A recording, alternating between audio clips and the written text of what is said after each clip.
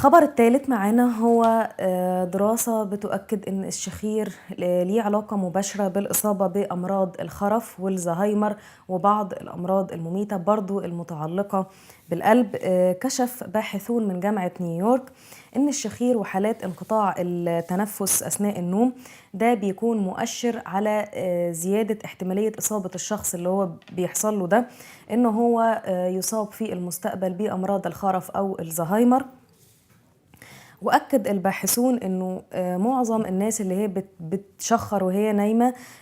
هي بتصاب بحالات انقطاع النفس الدوري اثناء النوم، والانقطاع النفس ده بيؤدي الى تراكم ماده بروتينيه سامه في الدماغ اللي هي بتشكل ارضيه لتطور مرض الزهايمر. العلماء كمان أكدوا أنه زيادة حالات توقف التنفس أثناء النوم ده بيعني زيادة نسبة المادة السامة دي في الدماغ، وبالتالي أنه الشخص بيصبح أكثر عرضة للإصابة بمرض الزهايمر أو أمراض الخرف واللي هي مرتبطة بكبر السن، علاوة كمان على بعض الأمراض اللي هي متعلقة بالقلب